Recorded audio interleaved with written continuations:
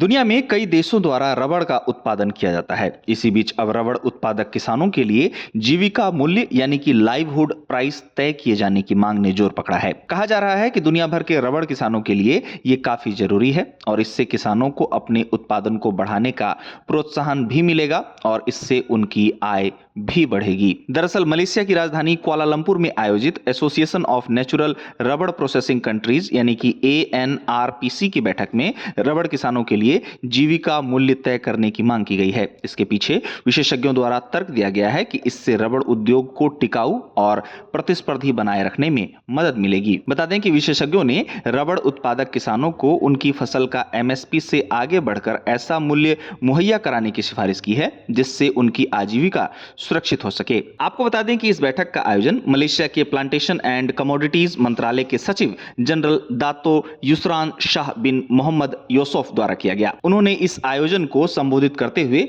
रबड़ उद्योग को छोटे किसानों के लिए आजीविका का अहम स्तंभ बताया। उन्होंने कहा कि ANRPC का मकसद उत्पादन बढ़ाना नहीं बल्कि सदस्य देशों के बीच आय सृजन के रास्ते खोलना है। उन्होंने इसे वैश्विक चुनौतियों के बीच रबड़ उद्योग के लिए महत्वपूर्ण बताया। आपको बता दें कि इस बैठक में मुख्य चर्चा का विषय ये रहा कि प्राकृतिक रबड़ उद्योग को जलवायु परिवर्तन के संदर्भ में ग्रीन क्रेडेंशियल्स के रूप में कैसे प्रस्तुत किया जा सकता है। गौरतलब है कि दुनिया में सबसे ज्यादा प्राकृतिक रबड़ का उत्पादन थाईलैंड में होता है। इसके साथ ही दुनिया के प्रमुख रबड़ उत्पादक देशों की बात करें तो इस सूची में इंडोनेशिया, मलेशिया, वियतनाम और भारत जैसे देशों का नाम शामिल है। अब बात अगर भारत की जाए तो भारत में रबड़ के उत्पादन को और बढ़ाने के लिए पूर्वोत्तर के राज्यों में रबड़ के रकबे को बढ़ाने की योजना है, जहां भारत में सबसे ज्यादा रबड़ का उत्पादन केरल में होता है। केरल से भारत के कुल रबड़ उत्पादन का 74% हिस्सा आता है।